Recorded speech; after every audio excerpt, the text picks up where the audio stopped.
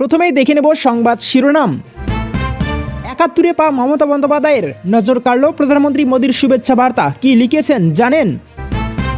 টেবিলের উপর নোটের বান্ডিল, ভিডিওতে তৃণমূল নেতা মোহাম্মদ গিয়াসউদ্দিন মণ্ডল। ভাইরাল ভিডিও ঘিরে সরগরম বাংলার রাজনীতি।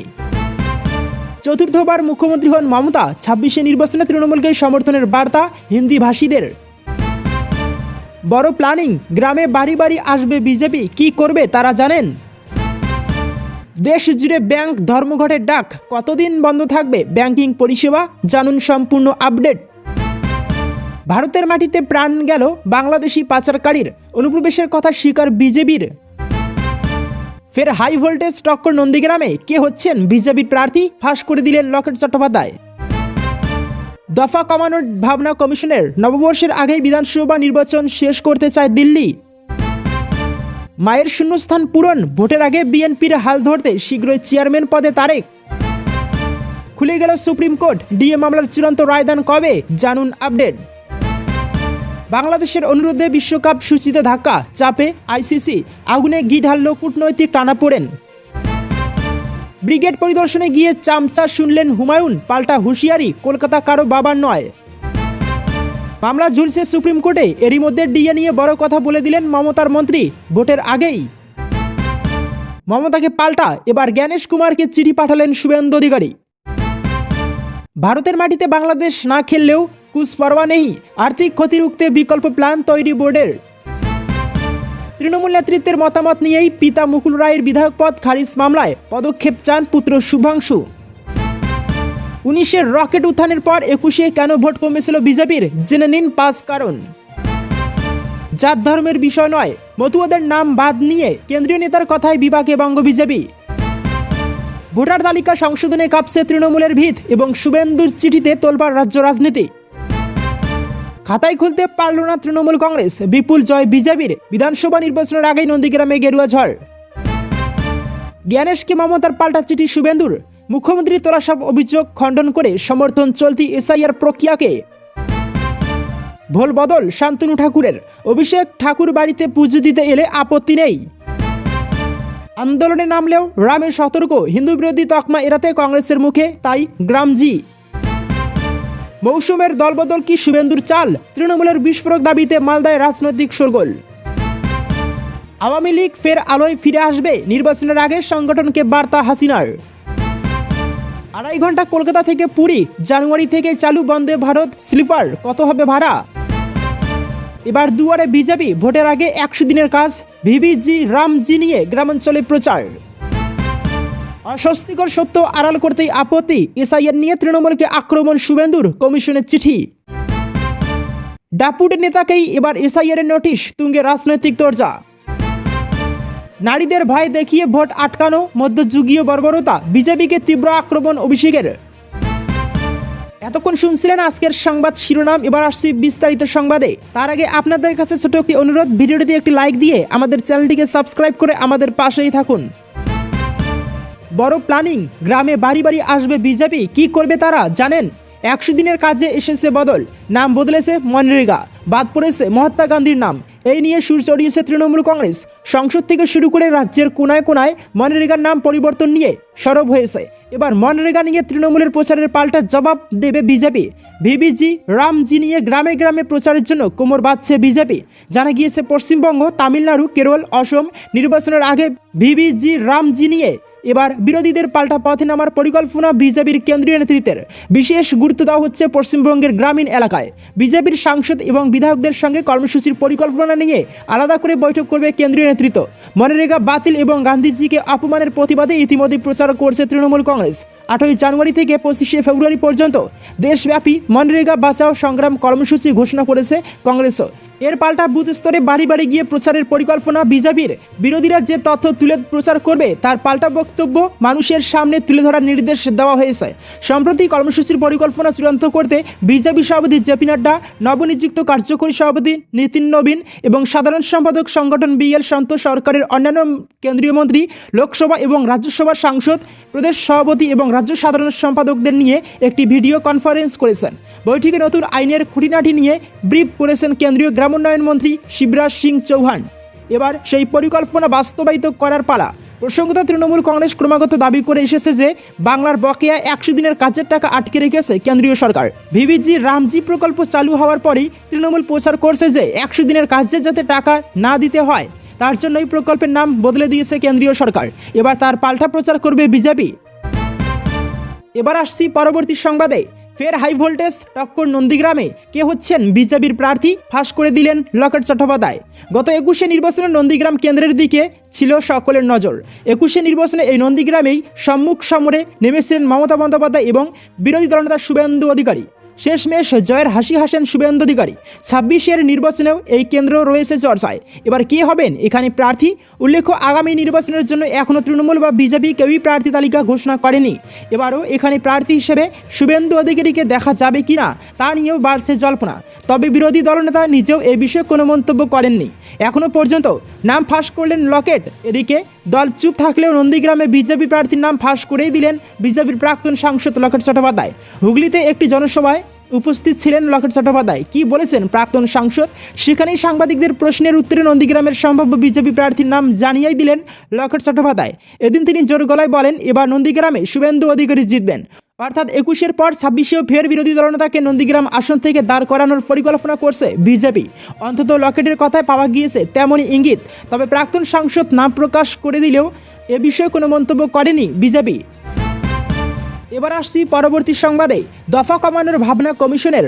নববর্ষের আগেই বিধানসভা নির্বাচন শেষ করতে চায় দিল্লি। বাংলা নববর্ষের আগেই বাংলায় ভোট প্রক্রিয়া শেষ করতে চায় দিল্লি। সূত্রের খবর, এ ব্যাপারে নির্বাচন কমিশন প্রয়োজনীয় নির্দেশও দিয়ে রেখেছে। আগামী 14ই ফেব্রুয়ারি এসআইআরের পর চূড়ান্ত ভোটার তালিকা প্রকাশ হওয়ার কথা। তার 2-3 দিনের মধ্যেই ভোট বিজ্ঞপ্তি ঘোষণা করে দিতে পারে দিল্লির নির্বাচন কমিশন। সেক্ষেত্রে বাংলা নববর্ষের মধ্যেই ভোট প্রক্রিয়া শেষ করতে পারবে কমিশন। বিজেপির কেন্দ্রীয় নেতাও সম্প্রতি কলকাতায় এসে ইঙ্গিত দিয়ে রেখেছেন যে বাংলা নতুন বছরে বাংলায় নতুন সরকার উপহার দিতে চায় দিল্লি। সেই পরিপ্রেক্ষিতে গুঞ্জন আরও বেড়েছে। এর মধ্যেই এদিন সোমবার দিল্লিতে বৈঠকে বসেছে নির্বাচন কমিশন। কেরল, তামিলনাড়ু, মধ্যপ্রদেশ বা গুজরাটের মতো রাজ্যে সম্ভব হলে বাংলায় নয় কেন? তাই 5, 6 অথবা 7 দফায় নয়, বাংলাতেও 1 থেকে 3 দফায় ভোট করাতে প্রস্তুতি শুরু করলো নির্বাচন কমিশন। তবে সবটাই নির্ভর করছে পর্যাপ্ত কেন্দ্রীয় বাহিনী পাওয়া যাবে কি না তার উপর। সেক্ষেত্রে খুব বেশি হলে 4 দফায় ভোট করানো যেতে পারে। সে বিষয় নিয়ে আলোচনা হবে এদিন। বৈঠকে বসছে জাতীয় নির্বাচন কমিশন, স্বরাষ্ট্রমন্ত্রক, কেন্দ্রীয় বাহিনীর শীর্ষকর্তা ও রাজ্যের নির্বাচনী আধিকারিক। ভোট প্রক্রিয়া চলাকালীন কত পরিমাণ কেন্দ্রীয় বাহিনী পাওয়া যাবে তার হিসাব করতেই খাতা কলম নিয়ে বসছেন শীর্ষ নেতারা। তবে এর পিছনে বিজেপির কিছু কৌশল রয়েছে বলে মনে করছে রাজনৈতিক মহল। 2021 সালে করোনাকালে রাজ্যের 7 দফায় ভোট করায় কমিশন। সেই সময় ব্যাপক সমালোচনার মুখেও পড়তে হয় কমিশনকে। 7 দফায় ভোট করেও অশান্তি ঠেকানো যায়নি। তাই এবার অনেক আগেভাগেই ভোট গ্রহণের প্রস্তুতি শুরু করে দিচ্ছে কমিশন। এসআইআর পর্বের মাঝে বিষয়টি নিয়ে আলোচনা করতে দিল্লিতে জাতীয় নির্বাচন কমিশনের দপ্তরে বৈঠকে বসছেন নির্বাচনের সঙ্গে সংশ্লিষ্ট দপ্তরের কর্তারা। সূত্রের খবর, মার্চের প্রথম সপ্তাহের শেষে অথবা দ্বিতীয় সপ্তাহের প্রথমে নির্বাচনের নির্ঘণ্ট প্রকাশ করা হতে পারে। আর এপ্রিলের দ্বিতীয় সপ্তাহ থেকে ভোট গ্রহণের প্রক্রিয়া শুরু করতে চাইছে কমিশন। তবে এবার দীর্ঘ সময় ধরে ভোট গ্রহণ পর্ব নয়, বিশেষ নিবিড় ভোটার তালিকা সংশোধনের কাজ শেষ হয়ে যাওয়ার পর যেহেতু ভোটার সংখ্যা অনেকটাই কমে যাবে, তাই 1 থেকে 3 দফার মধ্যে ভোট গ্রহণ প্রক্রিয়া শেষ করতে চাইছে কমিশন। কমিশনের এক শীর্ষকর্তা জানান, পর্যাপ্ত নিরাপত্তা বাহিনী পেলে 3 দফাতেই শেষ করা হবে। আর যদি পর্যাপ্তর তুলনায় একটু কম পাওয়া যায়, সেক্ষেত্রে 4 দফায় ভোট গ্রহণ হতে পারে। অতীত থেকে শিক্ষা নিয়েই এই সিদ্ধান্ত নেওয়া হচ্ছে বলে জানান তিনি। তার মতে, অতীতে দেখা গিয়েছে দীর্ঘ সময় ধরে ভোট গ্রহণ পর্ব চললে কেন্দ্রীয় বাহিনীর মধ্যে ক্লান্তি দেখা দেয়। আবার অনেক ক্ষেত্রে রাজনৈতিক দলগুলি কেন্দ্রীয় বাহিনীকে কিনে নেওয়ার চেষ্টা করে। এরকম বেশ কিছু উদাহরণ তাদের হাতে রয়েছে বলে জানান। তবে কমিশনের এই সিদ্ধান্তের পিছনে বিজেপির কৌশলগত কারণ রয়েছে বলে মনে করছে রাজনৈতিক মহল। ভোট গ্রহণ পর্ব দীর্ঘ সময় ধরে চললে বিজেপি বিরোধী রাজনৈতিক দলগুলি প্রচারের জন্য অনেক সময় পেয়ে যাবে। আঞ্চলিক দলগুলি এক্ষেত্রে অনেকটাই সুবিধা পায়, কারণ স্থানীয় ইস্যুকে প্রচারে আনা ছাড়াও ভৌগোলিক অবস্থা বুঝে প্রচারের কৌশল বদল করতে পারে। আর বিজেপির ভরসা যেহেতু প্রধানমন্ত্রী নরেন্দ্র মোদী ও অমিত শাহের মতো দিল্লির নেতারা, তাই সেই সুযোগ পায় না গেরুয়া শিবিরে। এবার আসছি পরবর্তী সংবাদে। খুলে গেল সুপ্রিম কোর্ট। ডিএ মামলার চূড়ান্ত রায়দান কবে, জানুন আপডেট। সুপ্রিম কোর্ট পুনরায় খুলছে। জানুয়ারিতেই কি বাংলার সরকারি কর্মীদের সব অপেক্ষার অবসান? লক্ষ লক্ষ রাজ্য সরকারি কর্মী ও পেনশনভোগীদের নজর এখন সুপ্রিম কোর্টের দিকে। গত 8ই সেপ্টেম্বর রাজ্যের সরকারি কর্মীদের ডিএ মামলার চূড়ান্ত শুনানি সমাপ্ত হয় সুপ্রিম কোর্টে। বিচারপতি সঞ্জয় কারোল ও বিচারপতি পি.কে. মিশ্রর বেঞ্চে শুনানি শেষ হয়েছে। তারপর প্রায় 3.5 মাস মতো সময় কেটে গিয়েছে। এবার কি অপেক্ষার প্রহর কাটবে? কবে রায়দান হতে পারে জানুন। সরকারি কর্মীদের ভাগ্য খুলবে কি? কনফেডারেশন অফ স্টেট গভর্নমেন্ট এমপ্লয়িজের সাধারণ সম্পাদক মলয় মুখোপাধ্যায়ের মতে আদালত খোলার প্রথম সপ্তাহ অর্থাৎ এদিন সোমবার থেকে শুক্রবার অথবা খুব বেশি হলে দ্বিতীয় সপ্তাহের মধ্যেই এই মামলার চূড়ান্ত রায়দান হবে। যদিও তিনি আরও জানান, এই 2 সপ্তাহের মধ্যে রায় না আসলে তা দীর্ঘ সময় ধরে যে কর্মচারীরা অপেক্ষা করে রয়েছেন তাদের জন্য অত্যন্ত দুর্ভাগ্যজনক হবে। এদিকে ডিএ মামলার রায়দান নিয়ে আইনজীবী তথা এই মামলার সঙ্গে শুরু থেকে থাকা বিকাশ রঞ্জন ভট্টাচার্য বলেন, শুনানি শেষ হওয়ার পর তিনি তার মক্কেলদের আগেই ইঙ্গিত দিয়েছিলেন যে জানুয়ারির আগে রায়দানের সম্ভাবনা সেভাবে নেই। বিকাশ ভট্টাচার্যের মতে জানুয়ারি মাসেই সুপ্রিম কোর্ট তাদের চূড়ান্ত সিদ্ধান্ত জানাতে পারে। সাধারণত সুপ্রিম কোর্টের নির্দেশ অনুযায়ী শুনানি শেষ হওয়ার 3 মাসের মধ্যে রায়দান হয়ে যাওয়ার কথা। এক্ষেত্রে তা না হওয়ায় অনেকের মনে প্রশ্ন উঠছে। একাধিক মিডিয়া রিপোর্টেও দাবি করা হচ্ছে জানুয়ারি মাসে মামলার রায়দানের জোরালো সম্ভাবনা রয়েছে। সুতরাং এই মাসটি বিশেষ গুরুত্বপূর্ণ হতে চলেছে সরকারি কর্মীদের জন্য। এবার আসছি পরবর্তী সংবাদে। ব্রিগেড পরিদর্শনে গিয়ে চামচা শুনলেন হুমায়ুন, পাল্টা হুঁশিয়ারি, কলকাতা কারো বাবার নয়। ব্রিগেডের ময়দান পরিদর্শনে এসে তৃণমূলের একাংশের বিক্ষোভের মুখে পড়লেন সাসপেন্ডেড তৃণমূল বিধায়ক তথা জনতা উন্নয়ন পার্টির প্রতিষ্ঠাতা হুমায়ুন কবির। তার বিরুদ্ধে স্লোগান, কটূক্তি, এমনকি বিজেপির চামচা বলেও সম্বোধন করা হয় বলে অভিযোগ। যদিও নিরাপত্তা রক্ষীরা তার চারপাশে বৃত্ত তৈরি করায় পরিস্থিতি শেষ পর্যন্ত নিয়ন্ত্রণেই থাকে। হুমায়ুনের পরিকল্পনা 31শে জানুয়ারি বা ফেব্রুয়ারির গোড়ায় ব্রিগেডে বড়সড় সভা।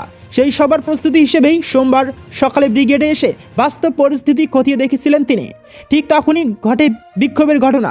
এই নিয়ে তৃণমূলের বিরুদ্ধে সুর চড়ান সদ্য দলত্যাগী বিধায়ক। তার বক্তব্য, ভয় পেয়েছে তৃণমূল, তাই ভয় দেখাতে লোক পাঠিয়েছে। তারপরেই সোজাসাপটা হুঁশিয়ারি, কলকাতা কারো বাবার নয়, মসজিদও হবে, সমাবেশও হবে, যার ক্ষমতা আছে রুখে দেখাক। বিক্ষোভকারীরা নিজেদের তৃণমূল সমর্থক দাবি করে বলেন, মুখ্যমন্ত্রীকে নিয়ে উনি মিথ্যে ও কুৎসে রটাচ্ছেন।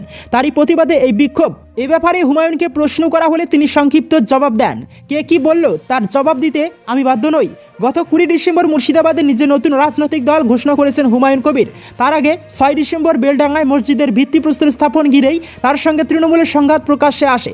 তারপর থেকেই একের পর এক ইস্যুতে তৃণমূল নেতৃত্বের সঙ্গে সংঘাতে জড়িয়ে পড়েছেন ভরতপুরের এই বিধায়ক। এদিন ব্রিগেডের মাঠ পরিদর্শনে গিয়ে দুর্নীতি ইস্যুতে তৃণমূলের সরকারের বিরুদ্ধে সুর চড়িয়ে হুমায়ুন বলেন, চাকরি বিক্রি করে দুর্নীতিতে ইতিহাস তৈরি করেছে মমতা বন্দ্যোপাধ্যায়ের সরকার। সেই কারণেই বাংলা মানুষের স্বার্থে নতুন দল গঠন করেছি। ভোটে লড়ে মমতাকে ক্ষমতাচ্যুত করব। ব্রিগেডে 10 লক্ষ মানুষের জমায়েত হবে বলেও জানান হুমায়ুন। আক্রমণ শানিয়েছেন বিরোধী দলনেতা শুভেন্দু অধিকারীকেও। বিভিন্ন সভা সমাবেশে শুভেন্দুর দাবি, এবারের ভোটে বিজেপি 220টি আসন পাবে। এ ব্যাপারে হুমায়ুনের কটাক্ষ, শুভেন্দু 220 কোথা থেকে পাবে? বিজেপি তো 30,000 বুথে কর্মী দিতে পারে না। নতুন দল গঠনের পর হুমায়ুন কবির জানিয়েছিলেন তার নবগঠিত দল 135টি আসনে প্রার্থী দেবে। এদিন হুমায়ুন জানান, এখন 182টি আসনে প্রার্থী রেডি আছে। এবার আসছি পরবর্তী সংবাদে। মমতাকে পাল্টা এবার জ্ঞানেশ কুমারকে চিঠি পাঠালেন শুভেন্দু অধিকারী। এসআইআর প্রক্রিয়া ঘিরে রাজ্য রাজনীতির সংঘাত এবার পৌঁছল নির্বাচন কমিশনের দরবারে।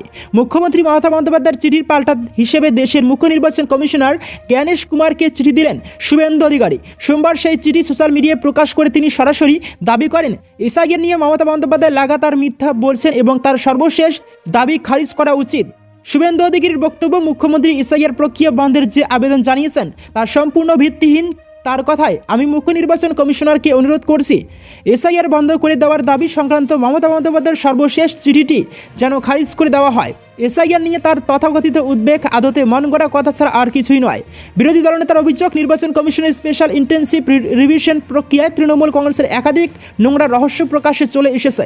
তার দাবি অনুযায়ী ভুয়ো ভোটার, মৃত ভোটারদের জীবিত দেখানো, অনুপ্রবেশকারীদের ভোটার তালিকা জায়গা করে দেওয়া এবং তাদের ভোট ব্যাংক হিসেবে ব্যবহার, এইসব বিষয় এখন কাচের মতো স্বচ্ছ হয়ে গিয়েছে। শুভেন্দুর তীব্র কটাক্ষ, 2026 সালের বিধানসভা নির্বাচন নিয়ে মমতা বন্দ্যোপাধ্যায়ের যে স্বপ্ন তার কফিনে পেরেক ঠুকে দিয়েছে এই এসআইআর, তাই তিনি আতঙ্কিত, প্যানিক করছেন। অন্যদিকে এদিনই মুখ্যমন্ত্রী মমতা বন্দ্যোপাধ্যায় দেশের মুখ্য নির্বাচন কমিশনারকে 3.5 পাতার একটি চিঠি পাঠিয়ে এসআইআর প্রক্রিয়া নিয়ে গুরুতর অনিয়মের অভিযোগ তোলেন। তার দাবি, এই প্রক্রিয়ায় অবিলম্বে সংশোধন না আনা হলে গণতান্ত্রিক ব্যবস্থার অপূরণীয় ক্ষতি হবে এবং বহু বৈধ ভোটাধিকার হারাতে পারেন। মুখ্যমন্ত্রীর অভিযোগের তালিকাও বিস্তৃত। তার দাবি, বিহারে যেখানে বংশ তালিকা গ্রহণযোগ্য হিসেবে বিবেচিত হচ্ছে, সেখানে বাংলায় তা মানা হচ্ছে না। এছাড়াও অভিযোগ, কোনো আনুষ্ঠানিক বিজ্ঞপ্তি ছাড়াই নির্বাচন কমিশনের তরফে হোয়াটসঅ্যাপের মাধ্যমে নির্দেশ পাঠানো হচ্ছে। নির্দিষ্ট কারণ ছাড়াই ভোটারদের শুনানিতে ডাকা হচ্ছে বলে অভিযোগ তোলেন তিনি। শুনানি প্রক্রিয়ায় বুথ লেভেল এজেন্টদের উপস্থিতি নিষিদ্ধ করা হচ্ছে, যা স্বচ্ছতার পরিপন্থী এমন অভিযোগ রয়েছে মুখ্যমন্ত্রীর চিঠিতে। পাশাপাশি এসআইআর আধিকারিকদের পর্যাপ্ত প্রশিক্ষণ না দেওয়ার বিষয়টিকেও তিনি উদ্বেগজনক বলে উল্লেখ করেছেন। সব মিলিয়ে ভোটার তালিকা সংশোধন ঘিরে কমিশনের ভূমিকা নিয়ে রাজ্যের শাসক দল ও বিরোধী শিবিরের সংঘাত ক্রমেই তীব্র হচ্ছে। 2026 সালের বিধানসভা নির্বাচনের আগে এই বিতর্ক যে আরও রাজনৈতিক উত্তাপ ছড়াবে তা স্পষ্ট বলেই মনে করছেন রাজনৈতিক মহল। এবার আসছি পরবর্তী সংবাদে। খাতাই খুলতে পারল না তৃণমূল, বিপুল জয় বিজেপির। বিধানসভা নির্বাচনের আগেই নন্দীগ্রামে গেরুয়া ঝড়। কয়েক মাস পরই পশ্চিমবঙ্গের বিধানসভা নির্বাচন। সেই প্রাককালে রাজ্যের রাজনৈতিক পরিস্থিতি আরও উত্তেজনাপূর্ণ হয়ে উঠেছে। সেই উত্তাপের প্রেক্ষাপটে নন্দীগ্রামে সমবায় সমিতি নির্বাচনে বিজেপি প্রার্থীরা ত্রাসহীনভাবে তৃণমূল কংগ্রেসকে হারিয়ে সুনামি বিজয় অর্জন করেছেন। নন্দীগ্রামের 1 নম্বর গাংরা সমবায় কৃষি উন্নয়ন সমিতি লিমিটেডের নির্বাচনে 9টি আসনের মধ্যে 9টিতেই জয়ী হয়েছে বিজেপি সমর্থিত প্রার্থীরা। শাসক দল তৃণমূলের জন্য একটিও আসনে খাতা খোলার সুযোগ হয়নি। সমিতির নির্বাচনে বামপন্থীরা মাত্র 2টি আসনে প্রার্থী দিয়েছিলেন, কিন্তু সেগুলিতেও তারা কোনো ভোট জেতেনি। এই ফলাফলের পরই রাজ্যের রাজনৈতিক বিশ্লেষকরা ভবিষ্যতে আসন্ন বিধানসভা নির্বাচনের ইঙ্গিত খুঁজছেন। কড়া পুলিশি প্রহরার মধ্য দিয়ে নন্দীগ্রামের ওই সমবায় সমিতিতে ভোট গ্রহণ সম্পন্ন হয়। পুলিশ নিরাপত্তার পাশাপাশি এলাকায় যে কোনো ধরনের অশান্তি রোধে সতর্ক ছিল। নন্দীগ্রাম থানার আইসি নিজে দাঁড়িয়ে পুরো নির্বাচনী প্রক্রিয়ার তদারকি করেন। ভোট গ্রহণ চলাকালীন সময় এলাকায় যে কোনো ধরনের জমায়েত দেখা দিলে আইসি নিজে তা সরিয়ে দেন। এই নিরাপত্তার পরিবেশে ভোট গ্রহণ শান্তিপূর্ণ ও সুষ্ঠুভাবে সম্পূর্ণ হয়। নন্দীগ্রামের বিজেপি বিধায়ক ও রাজ্য বিধানসভার বিরোধী নেতা শুভেন্দু অধিকারী সোমবার এই জয়ের খবরে অভিবাদন জানান। তিনি সোশ্যাল মিডিয়ায় লিখেছেন, নন্দীগ্রাম বিধানসভায় নন্দীগ্রাম 1 এর গাংরা সমবায় কৃষি উন্নয়ন সমিতি লিমিটেডের পরিচালন সমিতি নির্বাচনে বিজেপি সমর্থিত রাষ্ট্রবাদী প্রার্থীরা তৃণমূলকে হারিয়ে 9-0 ফলাফলে জয়ী হয়েছেন। প্রত্যেক সমবায়ী বন্ধুকে নির্বাচিত রাষ্ট্রবাদী প্রার্থীদের জন্য অসংখ্য ধন্যবাদ। জয়ী সকল সদস্যদের জাতীয়তাবাদী অভিনন্দন। রাজ্য রাজনৈতিক মহলে এই নির্বাচনের ফলাফল নিয়ে তীব্র আলোচনা শুরু হয়েছে। বিশেষ করে নন্দীগ্রাম বিধানসভা কেন্দ্রকে ভোটের আগে রাজনৈতিক মহলে দৃষ্টি আকর্ষণের কেন্দ্র হিসেবে দেখা হয়। সমবায় সমিতি নির্বাচনের ফলাফল রাজনৈতিক সমীকরণে বড় ধরনের ইঙ্গিত দেয় বলে মনে করছেন বিশ্লেষকেরা। এই জয়ের মাধ্যমে বিজেপি প্রমাণ করতে চেয়েছে যে তারা নন্দীগ্রাম অঞ্চলের রাজনৈতিক শক্তি বাড়াতে সক্ষম এবং তৃণমূলের প্রভাবকে চ্যালেঞ্জ করতে পারছে। এবার আসছি পরবর্তী সংবাদে। ভোল বদল শান্তনু ঠাকুরের। অভিষেক ঠাকুর বাড়িতে পুজো দিতে এলে আপত্তি নেই। শান্তনু ঠাকুর অভিষেক বন্দ্যোপাধ্যায়কে হুমকি দেওয়ার পর ডিগবাজি খেলেন।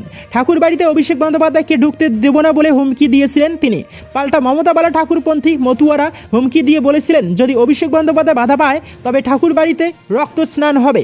এরপর বেগতিক বুঝতে পেরে রবিবার শান্তনু ঠাকুর বলেন, ঠাকুর বাড়িতে যদি শক্তি প্রদর্শনের উদ্দেশ্যে কেউ আসেন তবে পুজো দিতে দেওয়া হবে না। তবে সাধারণভাবে সীমিত নিরাপত্তা রক্ষী নিয়ে এসে পুজো দিয়ে চলে গেলে কোনো আপত্তি নেই তার।